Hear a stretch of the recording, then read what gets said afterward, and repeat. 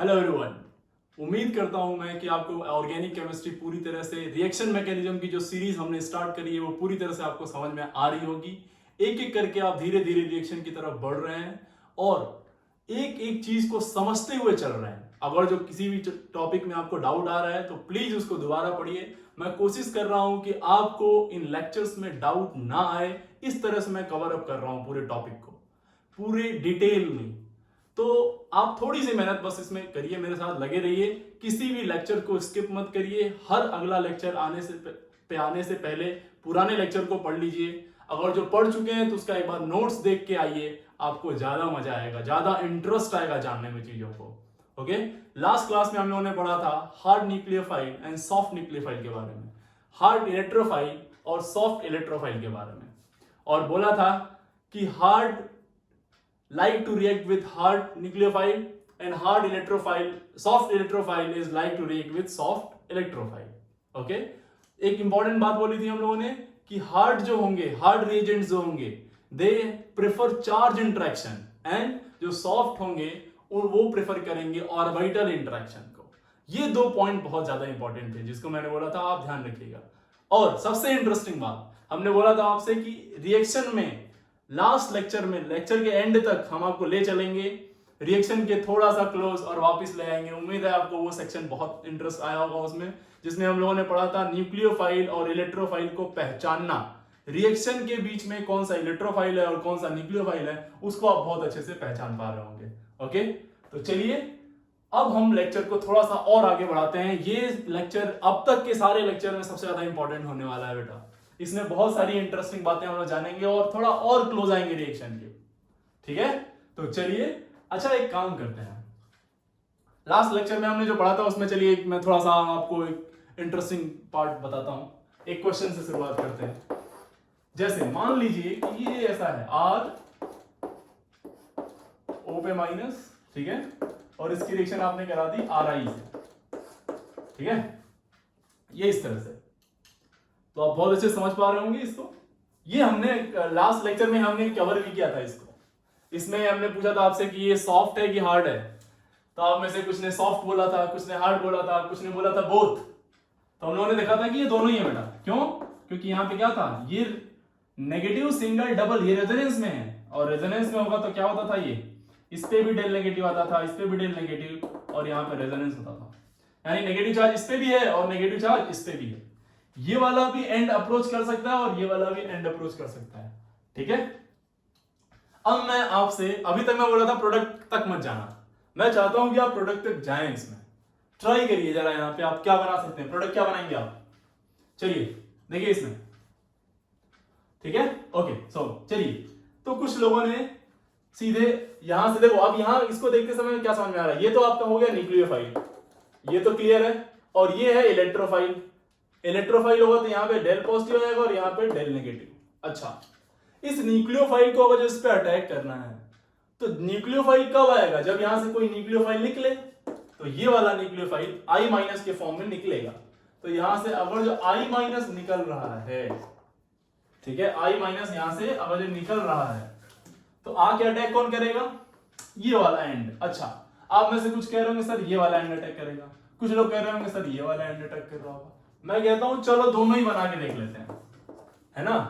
पहला देखो R C double bond S, और यहां पे O, और यहां पे हमने CH3 लगा दिया, यानी कि पहली बार में O माइनस अटैक किया, दूसरी बार में मान लिया हमने S माइनस अटैक किया, है ना। तो ये क्या होगा, R C O को ऊपर ले आते हैं और यहां पे S CH3 लाते हैं। ठीक है, अब जरा समझना, बनेंगे तो दोनों ही, है ना। अब ये समझने वाली बात है कि कौन सा वाला ज्यादा बनेगा और कौन सा वाला कम बनेगा। तो इसको पुराने लेक्चर की अब बात याद करिए कि क्या बोला था मैंने, hard nucleophile like to interact with hard electrophile, soft like to interact with soft. यानी हार्ड हार्ड, और एक और बात बोल सकते हैं इसी में कि हार्ड हार्ड को रिप्लेस करेगा और सॉफ्ट सॉफ्ट को। लाइक इसको देखें तो ये बताओ, साइज छोटी, चार्ज रेजिस्टेंस ज्यादा, तो ये क्या था, हार्ड न्यूक्लियोफाइल, हार्ड। ये क्या होगा, साइज ज्यादा, तो क्या हो जाएगा, ये सॉफ्ट, तो ये वाला एंड सॉफ्ट होगा और ये वाला एंड हार्ड होगा। अब जरा इसको देखो, I माइनस आई ज्यादा, तो ये क्या हो जाएगा, ये भी होगा सॉफ्ट। तो सॉफ्ट को सॉफ्ट रिप्लेस करेगा ना, तो बेहतरीन तरीके से कौन रिप्लेस करेगा, सल्फर वाला कि ऑक्सीजन वाला। आई होप आप क्लियर होंगे कि सल्फर वाला। तो ये वाला प्रोडक्ट बनेगा जो बेटा, बनेंगे दोनों, लेकिन ये बनेगा मेजर और ये बनेगा माइनर। ठीक है, मेजर को हम लोग इन शॉर्ट बोलते हैं मा, MA, और माइनर को MI, मी, मा मी। ओके, मामी। तो ma is major and me is what, minor. So ये है थोड़ा सा एक ओवरव्यू कि किस तरह से रिएक्शन आएंगी तो आप प्रोसीड कराएंगे। ये है इसकी खूबसूरती इस रिएक्शन की। ओके, चलिए तो आगे बढ़ते हैं थोड़ा सा। ये हल्का सा मैं आपको एक टेस्ट दे रहा था रिएक्शन का, किस तरह से आप सोचना शुरू करेंगे।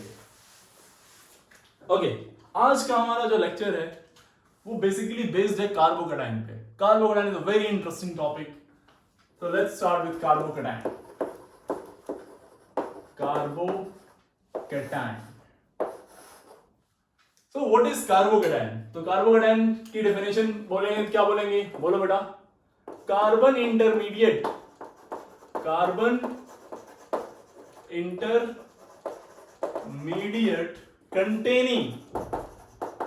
containing positive charge, containing what बेटा, containing positive charge। Carbon intermediate जिसमें कार्बन के ऊपर क्या हो, पॉजिटिव चार्ज हो, उसको बोलते हैं हम लोग कार्बोकैटायन। अब ये जो कार्बोकैटायन होते हैं मेरे बेटा, ये दो तरह के होते हैं बेटा। कार्बोकैटायंस के दो तरह के होते हैं। कौन कौन से जरा समझिएगा, बहुत इंटरेस्टिंग पार्ट है। पहला होता है कार्बोनियम आयन, कार्बोनियम आयन, और दूसरा होता है कार्बेनियम आयन, कार्बेनियम आयन। अब इसमें जेई को जो है ये नाम ज्यादा पसंद है। अब तक जो क्वेश्चन आए हैं वो या तो कार्बोकैटायन के नाम से आए हैं या फिर कार्बोनियम के नाम से आए हैं। अभी तक फिलहाल कार्बेनियम के नाम से नहीं आया है, लेकिन अगर जो आया आगे चल के कार्बेनियम के नाम से, तो आप कार्बोकैटायन ही समझेंगे उसको। ठीक है, अब आपके दिमाग में आ रहा होगा तो डिफरेंस क्या है भाई, इन दोनों में डिफरेंस क्या है, बेसिक डिफरेंस क्या है कार्बोनियम और कार्बेनियम आयन में। तो आप बताइए, ओनियम, ये जो ओनियम वर्ड है ये कहां आता था इससे पहले, किस पॉजिटिव चार्ज स्पीसीज में आता था, याद करो। तो आप बोलेंगे सर हाइड्रोनियम आयन, H3O+, यहां आता था। आप बोलेंगे सर NH4+, अमोनियम आयन, यहां से आता था, यही ना। मैं पूछूंगा सर ये H3O+ बना कैसे था, तो आप बोलेंगे सर H3O+ में कैसे बना, वाटर के ऊपर H+ का अटैक हुआ था और इसने अपना लोन पेयर, ऑक्सीजन के बाद लोन पेयर था, इसने अपना एक लोन पेयर इसको डोनेट करके ये बना दिया, तो इसको हमने नाम दिया था क्या, हाइड्रोनियम है। ये कैसे बना, अमोनिया, अमोनिया के ऊपर एक लोन पेयर था, इसने एक H+ अटैक किया इसके ऊपर और ये बना दिया। वी कॉल इट व्हाट, बोलो, we call it ammonium ion. Onium word तभी लगाते हैं जब अपनी औकात से ज्यादा बॉन्ड बनाने लगे एटम। देखो ये तो दो में ही स्टेबल था, ऑक्टेट कंप्लीट था, लेकिन एक H+ भागता आया और जब इसको इलेक्ट्रॉन उसने दिया तब जाके जो इसका नाम आया, उसको हमने नाम में क्या बोला, बोलो बेटा, क्या नाम दिया था इसको हमने, हाइड्रोनियम आयन और ammonium ion. Okay, now carbonium. तो कार्बोनियम, अब मेरे ख्याल से अब क्लियर हो गया होगा आपको कार्बोनियम आयन क्या है। कार्बन अपनी औकात से ज्यादा बॉन्ड बना दे, है ना। लाइक देखिए, लेट से आपके पास CH4 था और एक H+ आया, गैसियस H+, और ये दुहाई करने लगा कि साहब मुझे पनाह दे दो अपने अंदर। चलो कार्बन किसी तरह से इस पे रहम करता है और बनाता है इसके साथ मिलके CH5 पे माइनस। अब आप बौखला गए होंगे, सोच रहे होंगे गलत बात, ये कैसे आपने बना दिया। अभी तक तो आप बोल रहे थे कार्बन सिर्फ 4 ही बॉन्ड बना सकता है मैक्सिमम, यहां तो ये 5 बॉन्ड बना दिया। अब आपकी इच्छा होगी इसको जानने की। दिस इज व्हाट बेटा, दिस इज कार्बोनियम। और अगर जो इसका नाम दे तो मीथेन से बना है तो मिथोनियम आयन, मिथोनियम आयन। उसको बोलेंगे हम लोग मिथोनियम आयन। तो वेरी इंटरेस्टिंग, ऐसा नहीं है कि ये बना नहीं है, बनाया जा चुका है, तो ऐसा मत सोचिएगा कि ये नहीं बना होगा, नहीं बना है। देखिए अब इसमें कैसे, ये कैसे एग्जिस्ट करता है, बहुत ध्यान से सुनना इसको।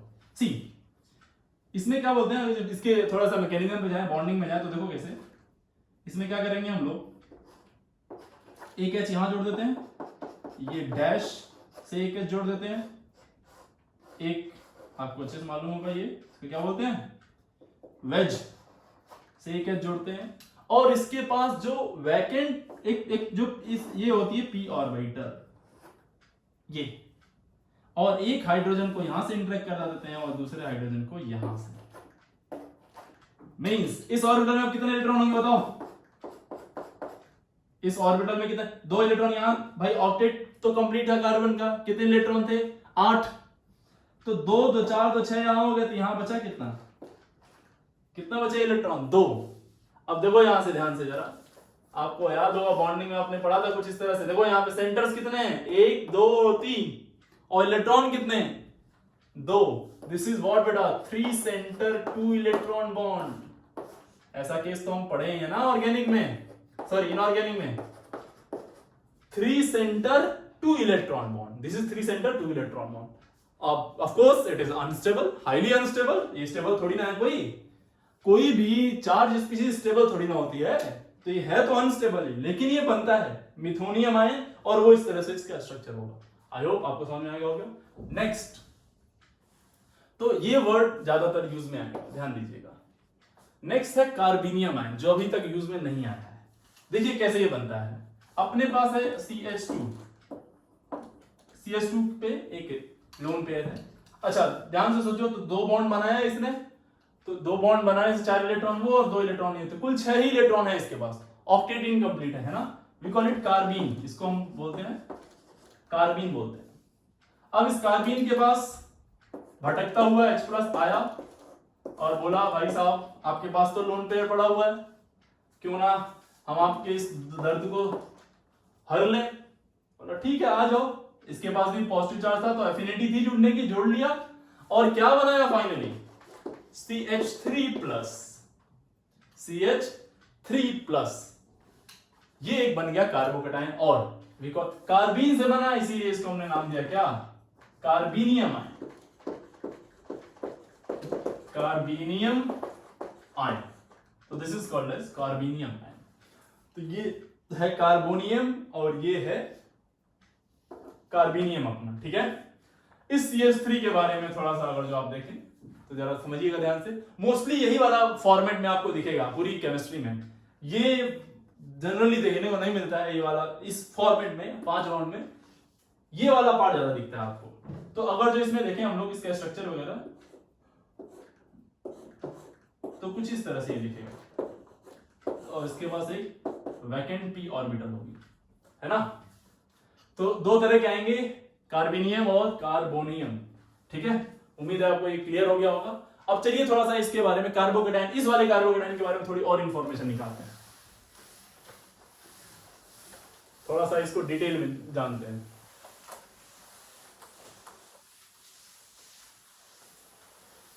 देखो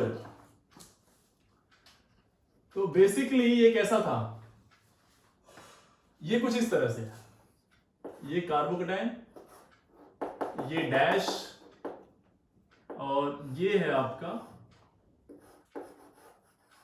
वेज। लेट्स से यहां पे एक P था, यहां पे Q और यहां पे R, और ये कार्बोकेटायन पे पॉजिटिव चार्ज होगा, उसके पास एक वैकेंट p ऑर्बिटल होगी।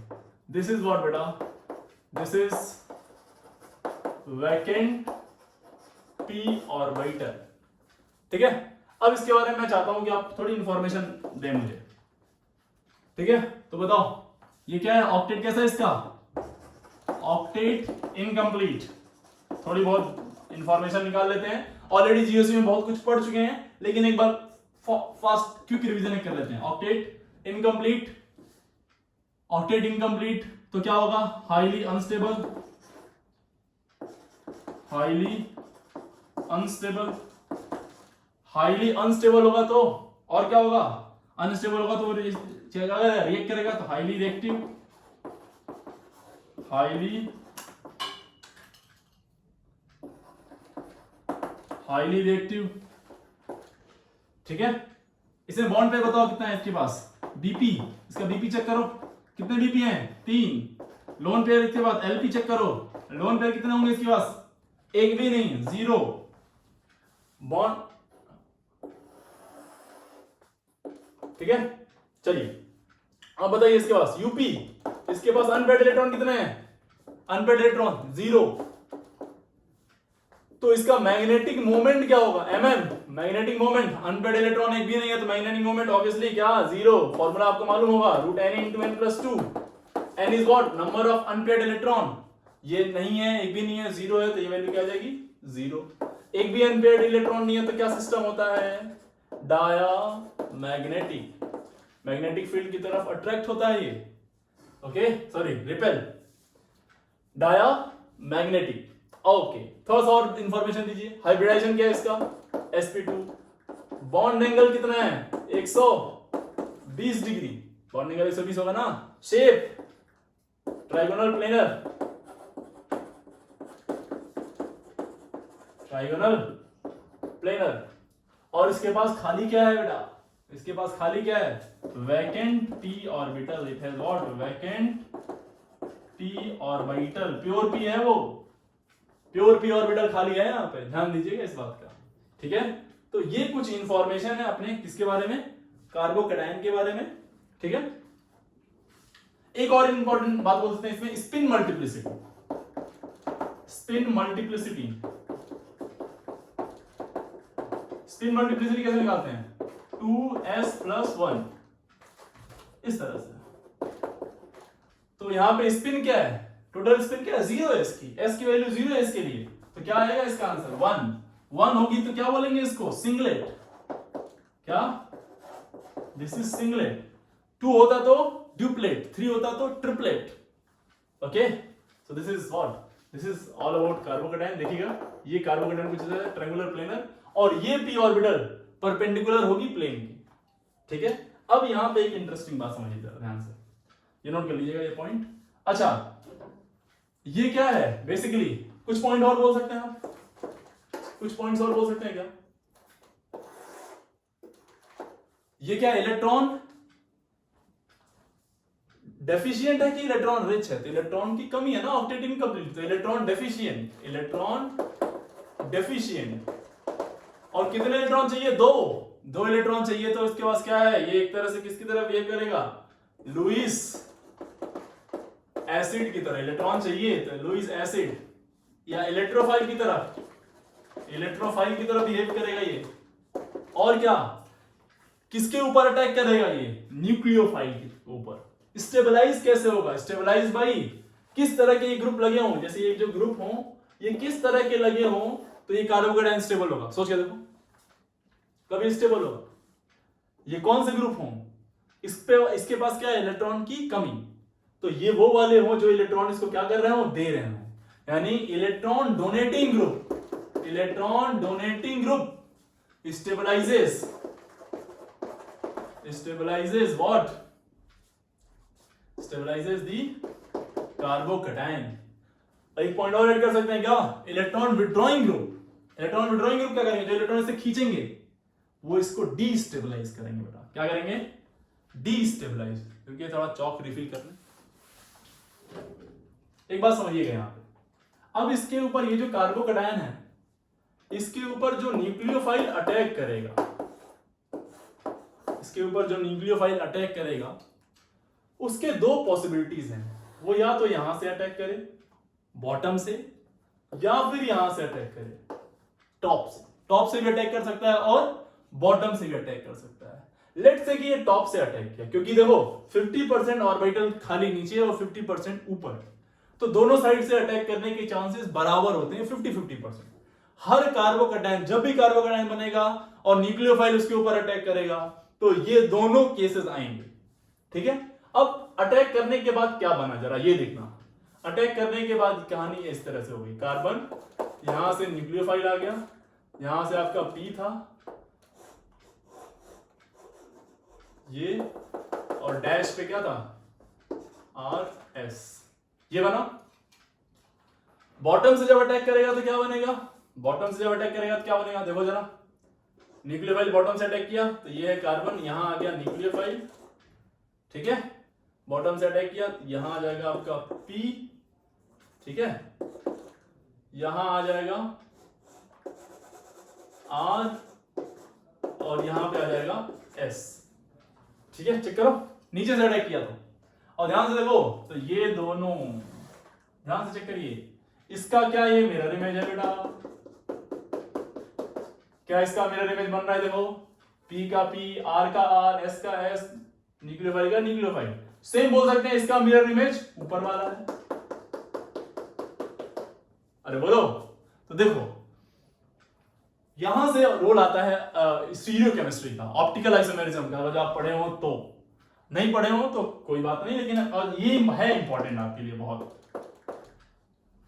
तो वो लोग जो नहीं पढ़े हैं, हम दोबारा से एक सीरीज स्टार्ट करेंगे आइसोमेरिज्म की, उसमें हम आपको बहुत डिटेल में पढ़ाएंगे। अगर ये मिरर इमेज सेम आ गया तो हम बोलेंगे कि ये दोनों आइडेंटिकल है, मिरर इमेज सेम आ गया तो हम बोलेंगे कि ये दोनों आइडेंटिकल है, तब तो प्रोडक्ट एक ही बनेगा। लेकिन हो सकता है कि ये मिरर इमेज अलग अलग आ जाए, और मिरर इमेज अलग आएंगे, अलग मींस ये इसको ओवरलैप ना कर पाए, है ना, जब ओवरलैप नहीं कर पाएगा ये इसको, आपने इनसे बहुत लोगों को मालूम होगा, ये कायरल है, तो ये कार्बन में जो कायरल है तो ये दोनों अलग अलग होंगे, और अलग अलग होंगे तो टू पॉसिबल प्रोडक्ट बनेंगे, ऑल पॉसिबल प्रोडक्ट बनेगा इंक्लूडिंग स्टीरियो आइसोमेरिज्म, तो दो प्रोडक्ट बनाएंगे आप, ये वाला और ये वाला। कब, जब कभी भी कार्बोकेटायन बन गया बीच में तब। तो ये बहुत ही इंटरेस्टिंग टॉपिक है, बहुत इंपॉर्टेंट टॉपिक है, ठीक है। तो ये मेरे ख्याल से आपको समझ में आ गया होगा, ये है कार्बोकेटायन। चलिए थोड़ा सा इसकी स्टेबिलिटी के बारे में बात कर लेते हैं, स्टेबिलिटी ऑफ कार्बोकेटायन के बारे में। मैं बहुत डिटेल में नहीं जाऊंगा क्योंकि ये जीओसी का पार्ट है, मैं उम्मीद करूंगा कि आप पढ़ चुके होंगे ये सब, ठीक है ना। तो stability of carbocation, stability of what, carbocation, carbocation की व्हाट, स्टेबिलिटी। तो देखो अभी हमने बोला था कि कार्बोकेटायन कैसा है, इलेक्ट्रॉन कम है तो क्या होगा, कब स्टेबल होगा वो, जब उसको इलेक्ट्रॉन मिले। तो अब जो स्टेबिलिटी ऑर्डर की बात करें बेटा जी, तो ऐसे ही ध्यान रखिएगा, सबसे स्टेबल कार्बोकेटायन जो हमको मिलता है, ठीक वो ये वाला मिलता है ना, ट्राइसाइक्लो प्रोपाइल कार्बोकेटायन, ठीक है। इससे ज्यादा स्टेबल जो कार्बोकेटायन है अपने पास ऑर्गेनिक में, वो है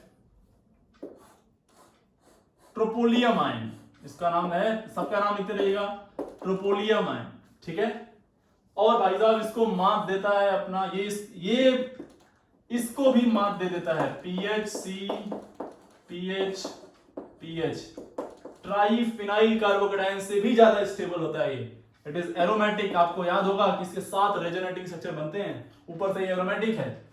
उसके बाद आता है आपका दूसरा PH2CH कार्बोकेटायन, अब इसके बाद आता है आपका PH2C और H के जगह पे आप कोई अल्काइल ग्रुप लगा दीजिए, ये वाला कार्बोकेटायन, ठीक है, ये ओके। इसके बाद बहुत इंटरेस्टिंग केस है ये CH3 CH3 ये वाला केस आता है। ये आपका trimethyl carbocation is more stable then benzyl carbocation, ये इससे ज्यादा स्टेबल होता है। अब यहीं आती है एक विवाद की बात, ये है इंटरेस्टिंग टॉपिक। अब आपके दिमाग में आ रहा होगा सर रेजोनेंस आप बताया ज्यादा डोमिनेटिंग होता है इंडक्टिव से और हाइपर कंजुगेशन से, तो ये कैसे आ गया और ये कैसे पीछे चला गया। तो बेटा ऐसा कोई हार्ड एंड फास्ट रूल नहीं है ऑर्गेनिक में। बहुत सारे लोग इसको पहले और इसको बाद में लिख के इस झंझट से बच जाते हैं, निकल जाते हैं। लेकिन 2016 में जेई ने एक क्वेश्चन पूछा मल्टीपल चॉइस का, उसमें उसने SN1 SN2 टाइप का एक क्वेश्चन था, उसमें उसने फंसा दिया था लोगों को। उस पहले कभी नहीं आया, इन दोनों को एक साथ कभी नहीं कंपेयर किया था जेई ने। पहली बार 2016 में कंपेयर किया और इन दोनों पे लड़ाई आ गई। अगर जो ये ज्यादा स्टेबल होता तो इसके हिसाब से आंसर कुछ और था, ये होता तो इसके हिसाब से कुछ आंसर और था। तो जो लोग सही पढ़ाए थे उन्होंने तो सब कुछ कर दिया, जो लोग नहीं पढ़ाए थे वो उल्टा किए। चलिए, जेई ने अल्टीमेटली कुछ लोगों ने क्लेम वगैरह किया इसके आंसर पे, तो जेई ने बाद में आंसर चेंज किया, बाद में आंसर उसने इसके हिसाब से दिया और इसके हिसाब से भी दिया, दोनों बातें सही बोल दी उसने, लेकिन वो एक इंडिकेशन दे दिया कि देखो ये वाला ज्यादा स्टेबल होता है। अब नहीं जानते थे तो अब जान लो, आप 3 डिग्री को प्रायोरिटी ज्यादा दोगे इससे, ठीक है। तो ये ध्यान रखना है, ये ज्यादा स्टेबल होगा इससे, ठीक है। एक बार जेई में आने के बाद कहानी चेंज होती है। अब जरा समझना एक बात, अब आगे से आएगा तो आप इसी को मारेंगे, अब शायद गलती वो रिपीट ना करे, अब वापस से वो बोनस टाइप का क्वेश्चन हो सकता है ना बने, ठीक है। तो 3 degree is more than benzyl, ठीक है। उसके बाद आ जाएगा आपका क्या, बेंजाइल के बाद उसके बाद आ जाएगा आपका ये वाला CH2 पे positive, CH double bond CH2, ये रेजोनेंस स्टेबलाइज है और ये लगभग 2 डिग्री वाले जैसा ही होता है, इसी के बराबर स्टेबल होता है, ठीक। उसके बाद आपको मालूम है 1 डिग्री कार्बोकेटाइन जिनका कुछ खास अस्तित्व नहीं होता है, नहीं पाए जाएंगे ये, क्यों, क्योंकि बहुत कम हाइपर कंजुगेशन, बहुत कम इंडक्टिव इफेक्ट, ठीक है। आपने तो एक केस पढ़ा होगा उसमें, जब जीओसी पढ़ा होगा तो उसमें इस पे हेलोजन लगाते थे हम लोग और बोलते थे इसका नेगेटिव डोमिनेट करता है इसके प्लस m से ज्यादा हो जाता है।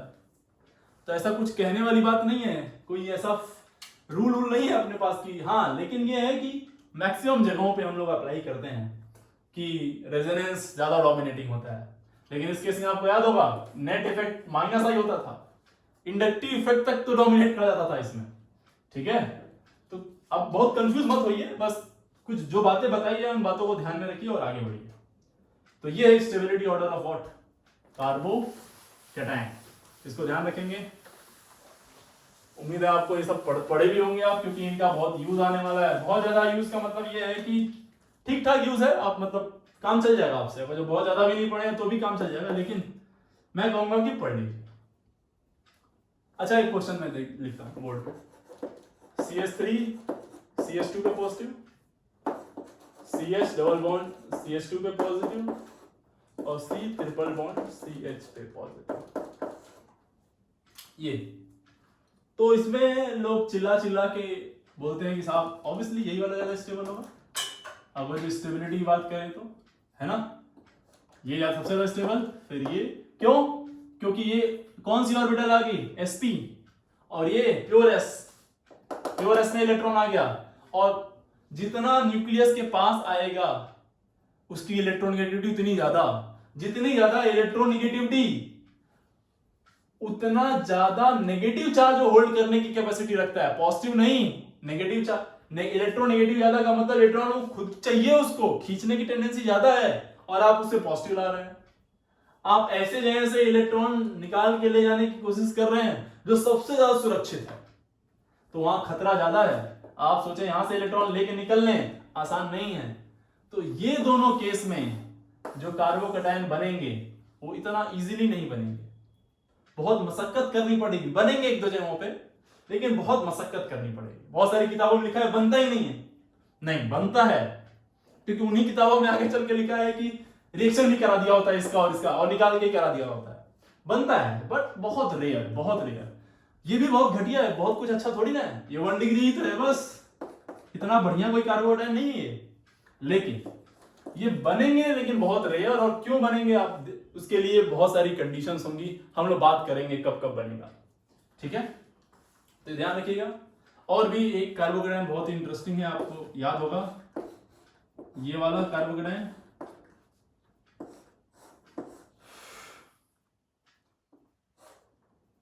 अगर जो बात करें इन दोनों में सबसे ज्यादा स्टेबल कौन है, तो ऑब्वियसली ये वाला ज्यादा स्टेबल होगा।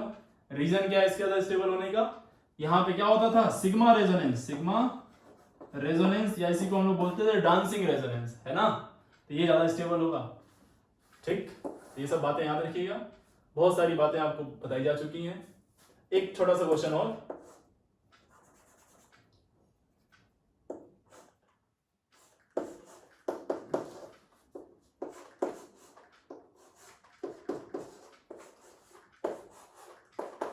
इसमें बताओ कौन ज्यादा स्टेबल? तो इस रिंग में स्ट्रेन ज्यादा है, एंगल स्ट्रेन, एंगल स्ट्रेन ज्यादा होगा तो इसकी स्टेबिलिटी सबसे कम, सबसे ज्यादा ये, उससे ज्यादा ये। और यहाँ पे देखो ये एंगल 120 डिग्री पहुंच जाता है, बॉन्ड एंगल 120 ऑलमोस्ट पहुंच जाता है यहाँ पे। कार्बोकेटायन है तो हाइब्रिडाइजेशन sp2, और sp2 तो बॉन्ड एंगल कितना चाहिए? 120, जो कि बहुत क्लोज है, ऑलमोस्ट 120 है, 20 ही है। यहाँ पे 108 होता है, यहाँ पे आपको मालूम है 90 होता है। जितना ज्यादा पास में होंगे बॉन्ड, रिपल्शन ज्यादा है, स्टेबिलिटी कम, तो एंगल स्ट्रेन बहुत ज्यादा होता है। ध्यान रखिएगा इन बातों को, ठीक है। तो ये था topic stability of what? Carbocation. जल्दी जल्दी हम थोड़ा आगे बढ़ रहे हैं इसमें, क्योंकि ये सब पार्ट हमारा यहाँ का नहीं है, ये सब पार्ट है जीओसी का, बहुत डिटेल में और बहुत टाइम तक पढ़े थे वो हम लोग, ठीक है। चलिए अब आते हैं थोड़ी रिएक्शन में, हम थोड़ा सा क्लोज आ रहे हैं, बहुत इंटरेस्टिंग पार्ट अब आने वाला बेटा। देखो रिएक्शन कैसे होती है, कार्बोकेटायन की रिएक्शन की बात कर रहे हैं हम, ठीक है। तो अपने पास होता है रिएक्टेंट, ठीक है, थोड़ा सा चॉक रिफिल कर लेते, ठीक है। अपने पास होता है क्या? रिएक्टेंट, और ये रिएक्टेंट पहले कन्वर्ट होता है किसमें? कार्बोकेटायन में, कार्बोकेटायन, ये बनेगा कार्बोकेटायन। फिर से हो सकता है फिर से एक और कार्बोकेटायन ये बनाए, कार्बोकेटायन, और फिर उसके बाद बनाए आपका प्रोडक्ट। हमें यहां से यहां तक जाना है, ठीक है। अभी हमारी जर्नी शुरू हुई है, और अभी हम सिर्फ एक एक टुकड़ों में बात करेंगे। पहले हम इस टुकड़े की बात करेंगे, फिर इसकी बात करेंगे, और फिर इसकी बात करेंगे, और फिर हम इन सबको क्लब करेंगे और देखेंगे यहां से यहां तक कितना इंटरेस्ट के साथ हम लोग पहुंच रहे हैं, ठीक है। तो एक एक करके स्टेप बाय स्टेप चलेंगे। सबसे पहला फॉर्मेशन ऑफ कार्बोकेटायन, पहले रिएक्टेंट से हमने क्या बनाया? कार्बोकेटायन। तो इस प्रोसेस को क्या बोलेंगे? Formation of carbocation, generation, carbocation को जनरेट करेंगे, ठीक है। एक बार कार्बोकेटायन जनरेट हो गया तो हो सकता है वो अपने आप को और ज्यादा स्टेबल कर पाए किसी तरह से, तो उसको बोलते हैं रीअरेंजमेंट, रीअरेंजमेंट ऑफ कार्बोकेटायन को रीअरेंज करेंगे। एक बार जब हो सकता है, कोई जरूरी नहीं है कि रीअरेंज हो ही कार्बोकेटायन, बिल्कुल जरूरी नहीं है कि रीअरेंज हो सकता है पहली बार में ही जो कार्बोकेटायन बने वो ज्यादा स्टेबल बने, हो सकता है कि उसको हमें रीअरेंज करना पड़ जाए, तो रीअरेंजमेंट ऑफ कार्बोकेटायन। उसके बाद एक बार रीअरेंज होकर कार्बोकेटायन बन गया, फिर ये जाता है प्रोडक्ट तक, और प्रोडक्ट तक जाने के इसके पास दो ऑप्शन होते हैं, इधर बाय कॉम्बिनेशन, या तो ये कॉम्बिनेशन रिएक्शन शो करेगा, या कॉम्बिनेशन और एलिमिनेशन, या तो जाएगा ये एलिमिनेशन के थ्रू, या तो ये क्या करेगा? कंबाइन होगा किसी से, या कुछ और एलिमिनेट होगा। क्या होगा? बहुत डिटेल में हम लोग पढ़ेंगे, ठीक है। इसके बारे में भी और इसके बारे में भी, इसके बारे में भी और इसके बारे में। फिलहाल अपना टॉपिक क्या है? Formation of carbocation. क्या टॉपिक है? फॉर्मेशन ऑफ कार्बोकेटायन, या जनरेशन ऑफ कार्बो, कैसे जनरेट करेंगे कार्बोकेटायन को, ठीक है। ये एक प्रोटोटाइप है किस तरह से रिएक्शन होती है, और या फिर किस तरह से हम लोग बढ़ेंगे इस सीरीज में, रिएक्शन की सीरीज में। फिलहाल formation of carbocation, see very interesting topic. तो लेट से कोई अल्काइल ग्रुप है, इससे जो जुड़ा हुआ है वो Lg है। Lg मतलब लिविंग ग्रुप, जो निकलने वाला है। ओके मेरे लाल, अब देखना जरा, बहुत ही इंटरेस्टिंग टॉपिक। सी, ये लिविंग ग्रुप निकलेगा जब, तो इलेक्ट्रॉन लेके भागेगा, तभी तो इस R पे पॉजिटिव आएगा, पॉजिटिव लाना है ना हमें। तो यहां से एक ये निकला, तो यहां पे क्या आ गया? R पे प्लस, और ये Lg पे minus. Leaving group, Lg means leaving group. तो हम लोग फिलहाल थोड़ा बात कर रहे हैं अभी लिविंग ग्रुप की, लिविंग ग्रुप के बारे में। सी, हम चाहते हैं कि, देखो हमने क्या बोला आपसे कि ये जब बॉन्ड टूटेगा तो R प्लस और Lg माइनस बनेगा। हो सकता है ये दोनों कंबाइन होकर वापस ये बन जाए, बिल्कुल चांस है, रिवर्सिबल रिएक्शन हो सकती है। अब मैं कह रहा हूं आपसे कि ऐसा तरीका बताओ जिससे कि मैं चाहता हूं कि रिएक्शन पूरी प्रोडक्ट में ही मैक्सिमम प्रोडक्ट में चली जाए। तो आप कहेंगे हाँ सर है अपने पास ऐसा तरीका, ली चैटलियर प्रिंसिपल से। अगर तो ये ज्यादा स्टेबल बनने लगे, ज्यादा अमाउंट में बनने लगे, तो ऑब्वियसली रिएक्शन इधर शिफ्ट होगी। ये रिएक्शन इधर से इधर कब जाएगी? जब बनने वाला चीज ज्यादा स्टेबल बने। यानी कि अगर जो ये किसी तरह से स्टेबल बन रहा है, वैसे तो ये रेडिकल है तो स्टेबल होने का कोई चांस नहीं है, पर हम रिलेटिव स्टेबिलिटी की बात कर रहे हैं। अगर ये ठीक ठाक स्टेबल बना, इसके बाद आगे जाएंगे रिएक्शन। अगर जो निकलने वाला आसानी से निकल जा रहा है, भाई छोड़ने वाला अगर जो तैयार है उसको छोड़ने के लिए, तब तो इसको हम बना सकते हैं। अब ये तैयार ही नहीं है, तब दिक्कत होगी। यानी कि ये बन गया कार्बोकेटाइन, यहां पे बन गया आपका कार्बोकेटाइन जो आपको चाहिए था, डिजायर्ड कार्बोकेटाइन। लेकिन ये बना कैसे? ये बना कैसे कार्बोकेटाइन? लिविंग ग्रुप के निकलने से। लिविंग ग्रुप के निकलने से। अब लिविंग ग्रुप तैयार तो हो निकलने के लिए, तो कब तैयार होगा इसकी कंडीशन क्या है? तो एक नारा चलता है, अब जरा समझाना जरा यहां पे पहले। लिविंग ग्रुप कब स्टेबल होगा? जब उस पे ये चार्ज ज्यादा हो कि या कम हो। ये चार्ज, नेगेटिव चार्ज उसके ऊपर ज्यादा हो या कम हो? कम हो। ज्यादा होगा तो अनस्टेबल होगा ना। तो कम से कम हो ये नेगेटिव चार्ज। कम से कम नेगेटिव चार्ज का मतलब इलेक्ट्रॉन डेंसिटी कम से कम। इलेक्ट्रॉन डेंसिटी कम तो बेस कैसा होगा? वो स्ट्रॉन्ग के वीक। ज्यादा इलेक्ट्रॉन तो स्ट्रॉन्ग बेस, कम इलेक्ट्रॉन तो वीक बेस। तो ये कैसा होना चाहिए? Weak base. क्या होना चाहिए? Weak base. यानी weak bases are better leaving group. Better leaving group, ये एक नारा चलता है अपना, बहुत ऑर्गेनिक में ये बहुत फेमस नारा है, स्लोगन है, इसको याद रख लीजिएगा कि what weak bases are what better leaving group. Weak bases are better leaving group. Weak bases are better leaving group. ध्यान रखिएगा, बहुत इंपॉर्टेंट टॉपिक। आगे चल के आप, मैं याद दिलाऊंगा आपको, पूछूंगा आपसे, और देखिएगा आप भूल चुके होंगे। तो प्लीज इसको मैं नहीं चाहता हूं कि आप भूलें, है ना। तो चलो अब जरा समझना है यहाँ पे। तो हम बात करने वाले हैं इसके ऊपर। अगर ये छोड़ने के लिए तैयार है इसको, तो कार्बोकेटाइन बनेगा, और बनेगा तभी हम रिएक्शन को आगे ले जाएंगे, वरना ये रिएक्शन यहीं रुक जाएगी और पीछे हो जाएगी। तो बहुत बड़ा रोल है एक निकलने वाले का, इसका बहुत बड़ा योगदान है। तो लिविंग ग्रुप की बात हम लोग बात कर रहे हैं। तो लिविंग टेंडेंसी, लिविंग टेंडेंसी, तो लिविंग टेंडेंसी किस बात पर डिपेंड करेगी? पहला, सबसे पहला बात क्या, ये लिविंग ग्रुप कैसे मालूम चलेगा कि ये निकल रहा है? पहले तो क्या चेक करें? इसकी स्टेबिलिटी। तो लिविंग ग्रुप सबसे पहले directly proportional to what? Stability of leaving tendency is what? Directly proportional to stability of leaving group. First point क्या? कि लिविंग ग्रुप ज्यादा स्टेबल हो तब तो निकल जाएगा वो। दूसरा पॉइंट, कब वो स्टेबल हो सकता है? ये नेगेटिव चार्ज कब स्टेबल होगा?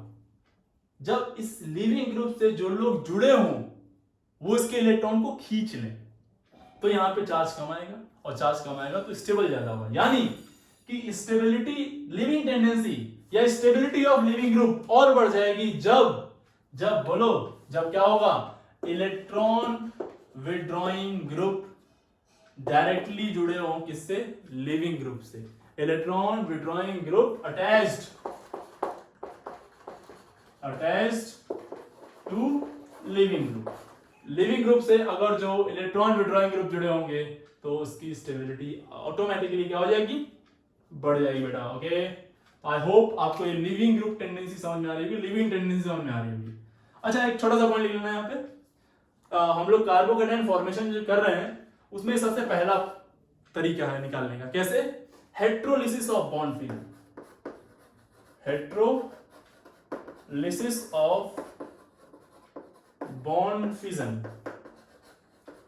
हेट्रो मतलब डिफरेंट, होमो मतलब सेम। हेट्रो मतलब, लिसिस का मतलब होता है ब्रेकिंग, ठीक। और हेट्रो मतलब ऐसा इस तरह से ब्रेकिंग करा रहे हैं कि कोई एक ही एटम दोनों इलेक्ट्रॉन को लेके चला जा रहा है। तो यहां पे यही एटम दोनों इलेक्ट्रॉन को लेके निकल लिया है, ठीक है। चलो, तो ये बेसिकली सिग्मा बॉन्ड की ब्रेकिंग करा रहे हैं, और कैसी? हेट्रोलिसिस, और उससे क्या बना रहे हैं? Carbocation. This is the first case कि हम लोग कार्बोकेटाइन कैसे बनाएंगे। ओके, इसको नोट कर लीजिए, एक एक पॉइंट को नोट करना है। हो सकता है बहुत सारी बातें हम बोर्ड पे लिख ना रहे हो, बोल रहे हो, उन सारी बातों को डायलॉग फॉर्म में लिखते रहिएगा। ये बहुत इंपॉर्टेंट नारा है, इसको याद रखिएगा।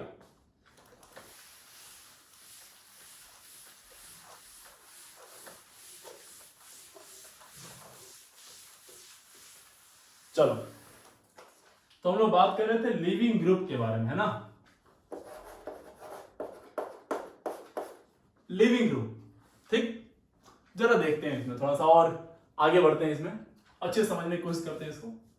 सी, तो लिविंग ग्रुप कौन अच्छा होगा? जिसके ऊपर इलेक्ट्रॉन आसानी से डिस्पर्स हो सके, चार्ज डिस्पर्स हो सके या चार्ज स्टेबल हो सके। वही जैसे आयोडीन, ब्रोमीन, क्लोरीन और फ्लोरीन में बात करें लिविंग टेंडेंसी की, सबसे बेहतरीन कौन लिविंग ग्रुप होगा बताओ? लिविंग ग्रुप टेंडेंसी सबसे ज्यादा किसमें होगी? हैं? तो आप कह देंगे सर ब्रोम आयोडीन में सबसे पुअर लिविंग ग्रुप, बहुत गंदा वाला पुअर लिविंग ग्रुप है ये। कभी ऐसा नहीं मिलेगा जब इसको निकाल रहे हो आप, मोस्टली यही आपको मिलेंगे, iodine, bromine, chlorine, because they are small, they are large in size. तो जब आई निकलेगा तो किस फॉर्म में निकलेगा? लिविंग ग्रुप पे कौन सा चार्ज आता है?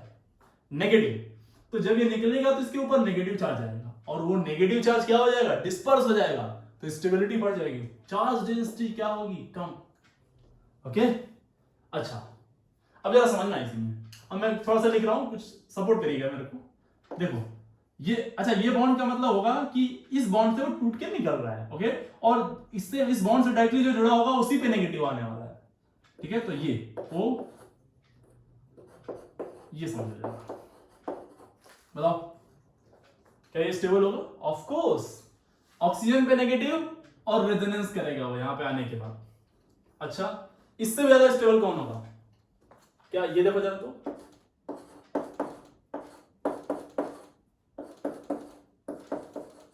ये चेक करो, इससे ज्यादा स्टेबल, इधर भी रेजोनेंस और इधर भी रेजोनेंस आया ना। अच्छा ये बताओ,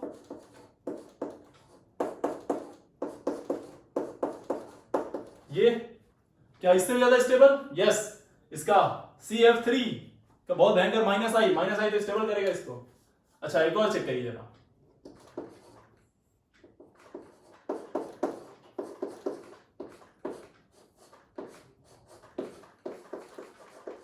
ये भी स्टेबल होगा। क्यों? क्योंकि ये रेजोनेंस करेगा, इधर भी रेजोनेंस करेगा, इधर आने के बाद इधर भी रेजोनेंस करेगा, ये स्टेबिलिटी ज्यादा। और बताओ, ये चेक करो। अच्छा एक और चेक करो,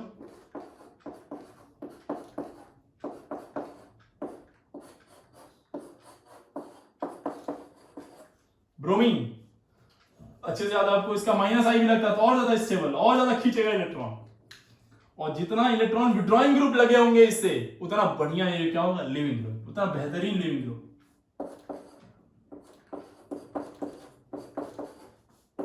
चेक करो ये वाला एनोड, शानदार एकदम। क्यों? माइनस आई माइनस एम, भयंकर यहां पॉजिटिव चार्ज क्रिएट करेगा और यहां से इलेक्ट्रॉन खींचेगा बहुत तेजी से, ठीक है। These are very important. अब मैं जो भी लिखवाया हूं सब इंपॉर्टेंट है, ठीक है। अब जरा देखना, इसको जरा समझो, बहुत बहुत ज्यादा इंपॉर्टेंट केस है ये, आपको बहुत अच्छे समझने की जरूरत है, इसको बहुत बार आएंगे ये इसको बोलते हैं हम लोग एसाइल। क्या बोलते हैं? ध्यान से एसाइल ग्रुप। ये इसको बोलते हैं हम लोग mesityl,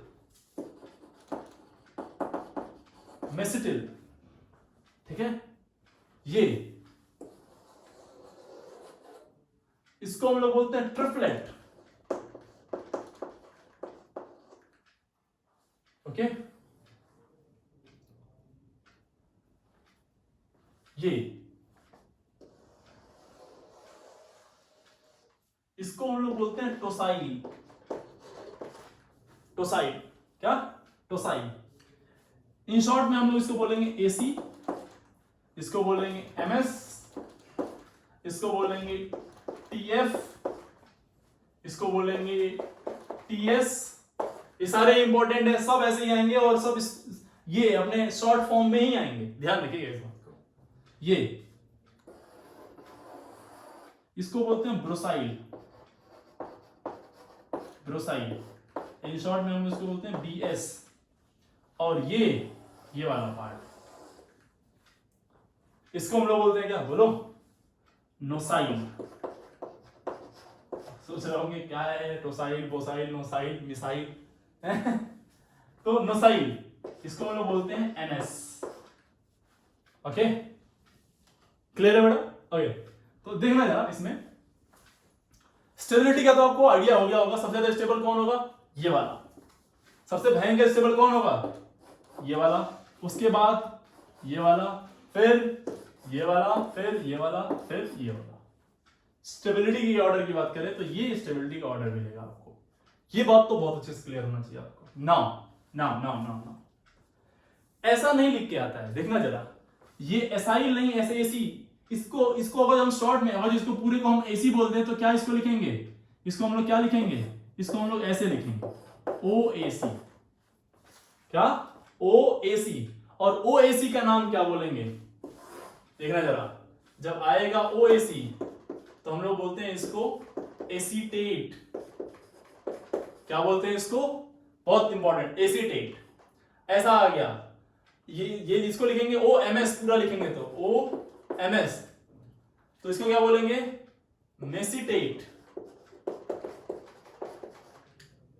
मेसिटेट। What, okay, this is what, mesylate. उसके बाद आता है क्या, अच्छा इसको ट्रिफ्लेट नहीं, ट्रिफ्टिल बोलते हैं इसको, ट्रिफ्टिल, OTF। ये हो जाएगा ट्रिफ्लेट, ट्रिफ्लेट। ये बोलो तो OTS, OTS तो क्या, टोसाइलेट। क्या बोलेंगे इसको, टोसाइलेट। इसको OBR, brosylate, ONS, nosylate. Okay, so these are what, leaving group. They are better, सबसे बेहतरीन लिविंग ग्रुप होते हैं ये, ठीक है। ऐसे ही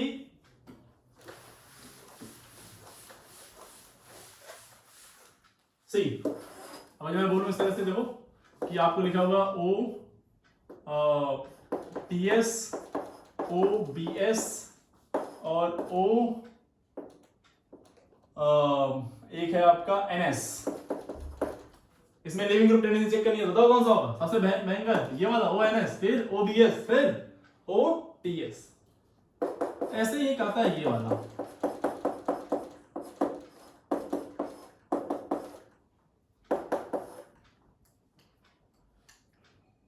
गजब का लिविंग ग्रुप कौन सा है इसमें। तो देखो इसमें समझना जरा ध्यान से, ये एक N2 यहां से ये निकलेगा तो किस फॉर्म में निकलेगा, हो सकता है देखो अभी तक जो लिविंग ग्रुप निकल रहे थे उनके ऊपर जो था वो न्यूट्रल थे, और जब निकल रहे थे नेगेटिव चार्ज लेके निकल रहे थे।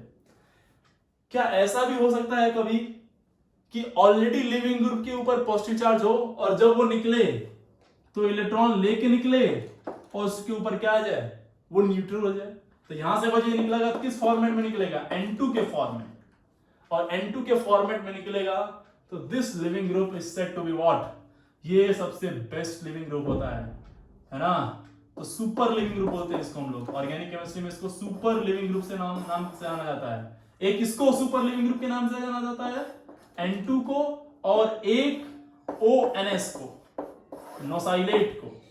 दे आर सुपर लिविंग ग्रुप, मतलब कार्बोकैटायन बनना चाहे नहीं बनना चाहे उससे इनको मतलब नहीं है।